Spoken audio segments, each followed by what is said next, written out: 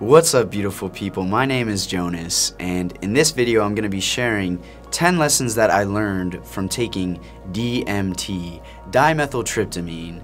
For those of you who may not know, DMT is one of the most powerful psychedelic substances that we know of, and this is such a fascinating mystery for so many reasons. I'm so passionate about discussing this topic because not only did it totally transform my life, not only was it a big reason why I started this YouTube channel, but I genuinely believe that this is a key to unlocking new insights about some of life's greatest mysteries, about the nature of consciousness, about life and death, about where we came from and where we're going. If DMT is used in the right way, it can bring about these experiences that are so profound, that are so incredible and bizarre and beautiful and amazing and mind-blowing that truly there are no words for it. There are no words that can do it justice. When you take DMT, you close your eyes. It's a fully internal experience, and yet instead of the usual darkness, there is an explosion of light and color.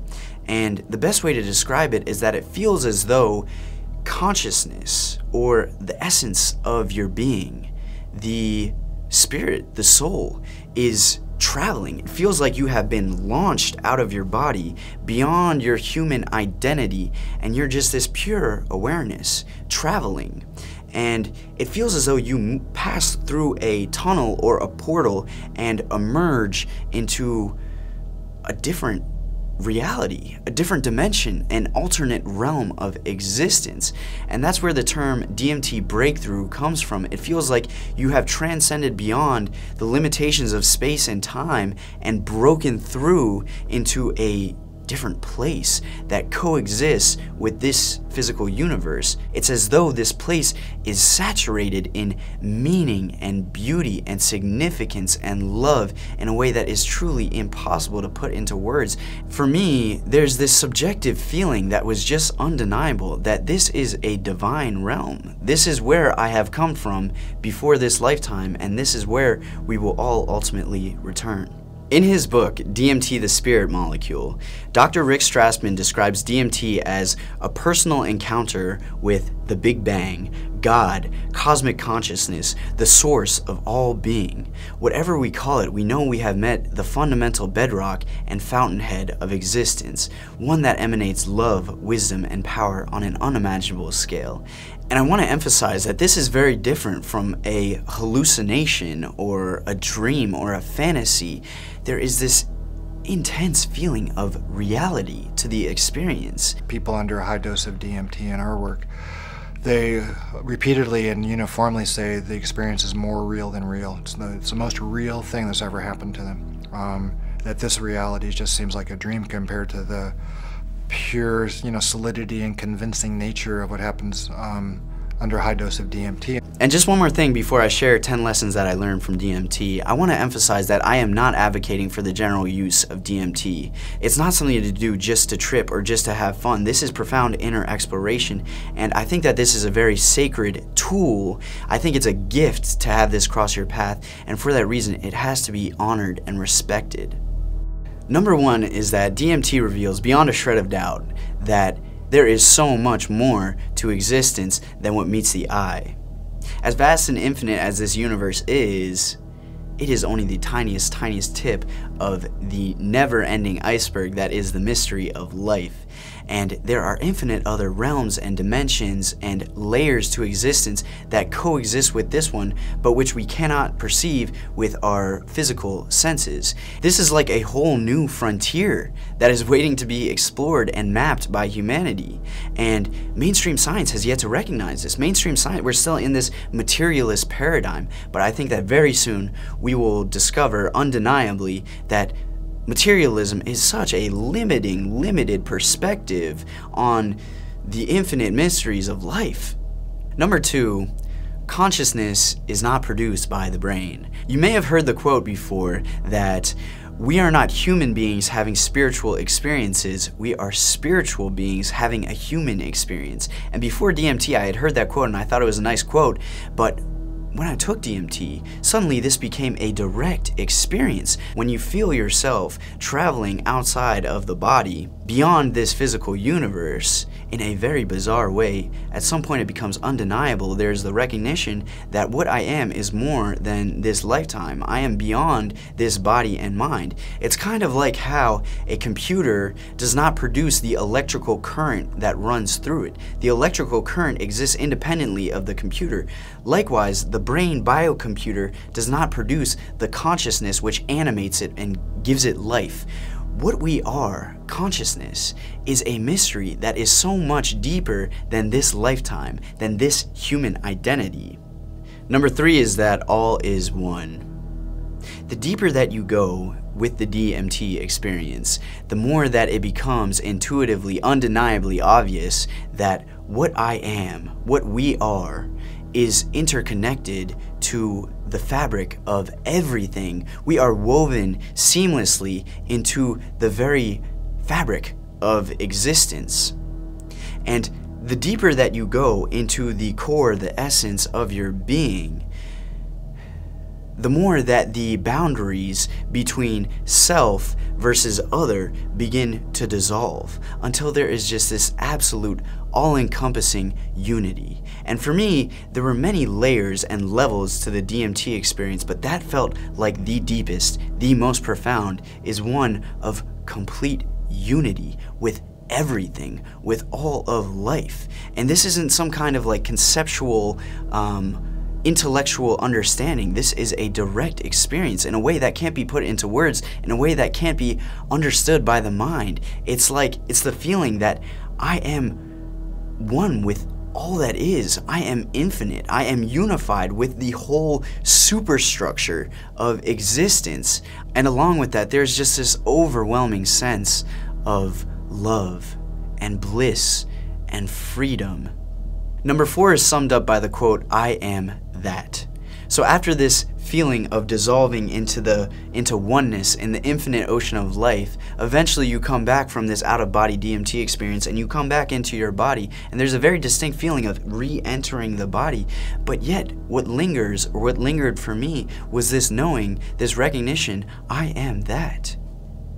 In some ways, yes, I am Jonas, this human being, but on a deeper level, the essence of my being, pure consciousness, the spark of life, is beyond the human identity. I am that. I am the infinite source of life itself, expressing itself through this lifetime. It's like the saying that we are not a drop in the ocean, we are the whole ocean in a drop. Number 5 is that DMT totally changed my perspective on death and dying, and it reduced my fear of death, because at some point there was this unshakable certainty that the essence of my being, the life force, the pure consciousness, does not die with the death of the physical body. I don't think that it's possible for me to understand or comprehend or imagine or fathom what comes next. There is a transformation that takes place, but the energy that we are an expression of, is neither created nor destroyed, and so death is not necessarily something to be feared. Number 6 is that I came to see this lifetime as such a sacred opportunity, such a gift to have the opportunity to be a human being, even though it doesn't always feel that way. But the challenges that we face as humans represent tremendous opportunities for evolution and growth and the expansion of our consciousness, of our essence. And on some level in the DMT experience, I had the intuitive sense that I chose to incarnate. I chose to come into this lifetime, and I do firmly believe that on some level we did all choose to participate in this experience, because it's such a tremendous learning experience to be in this earth school. Number 7 is that I came to see that there is a sacredness to life. It felt like I was encountering the divine clockwork, the divine intelligence underneath all of this existence. Just for these bodies to work and function as they do requires trillions and trillions of cells to cooperate with unbelievable harmony, and I came to see that there is an intelligence that is rippling through every single atom in existence.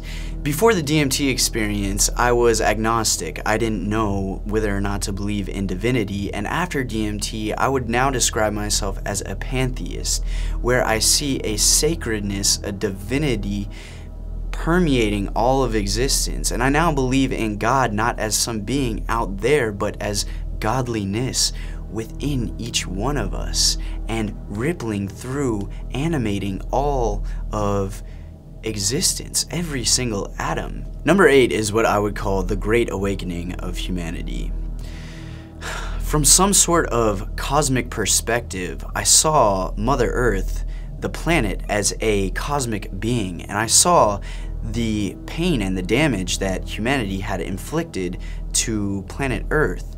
And I saw that we were at a point of crisis, essentially, that we are at a point of crisis. But I also saw from this kind of zoomed out perspective that this was a turning point. This was a massive opportunity. In the face of crisis, there's the opportunity for rebirth, for emergence of a new paradigm, a new way for humanity to be on Earth, where we are collectively awakening to the sacredness of life. And there are massive shifts, massive transformations that are going on right now. This is such a special time in Earth's history where there are these shifts that are happening on many different levels at once, and we are seeing the outer manifestation of those shifts that are happening on many different levels of this spiritual collective evolution of our human family here on planet Earth. Number 9 is that I saw that existence is absolutely teeming with life in ways that we can't even begin to imagine. This is something that is reported by almost every person who experiences this DMT phenomenon. In the DMT state, it's very common to encounter other beings and to have interactions where they seem to be recognizing you, and you most definitely are recognizing them. You may have heard of the machine elves. Terence McKenna famously popularized this idea of these strange, bizarre creatures who are operating and living and inhabiting in these parallel realities, these alternate realms and dimensions, and that opened my mind to the possibilities of the ways that life can express itself. And it also informed my understanding of the UFO phenomenon. I think that the UFO phenomenon is not just extraterrestrial beings from other planets. I think it's most likely that this is also an interdimensional phenomenon as well, in ways that I certainly don't understand, but we are beginning to learn more and more about here on planet Earth at this time.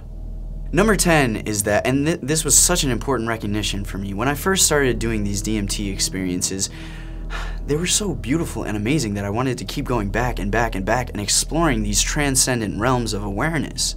But at a certain point, I realized that I am here in this body to be here, not to figure out how to use DMT to go back to those transcendent realms, but instead to figure out how to bring that transcendence here, how to bring that expanded awareness here into this lifetime.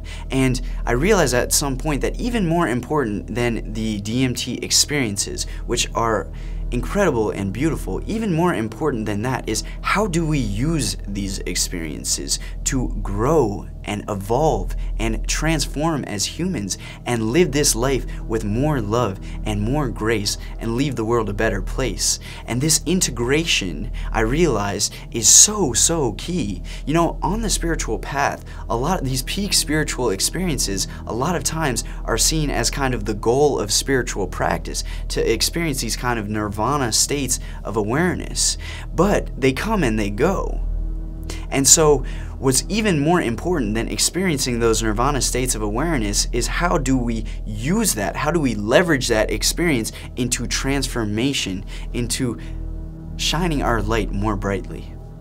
This is just my subjective experience, and certainly I don't expect people to agree with a lot of what I've said in this video, but that's good, that's fine. Let's explore, let's discuss together what are the implications of this experience. What does this say about the nature of existence and the nature of consciousness? And as a final question I will leave you with. Again, how do we use these insights? How do we leverage this DMT experience into creating a more peaceful, harmonious world? How do we collectively benefit and grow and evolve through this DMT experience? For me, the answer is always more love.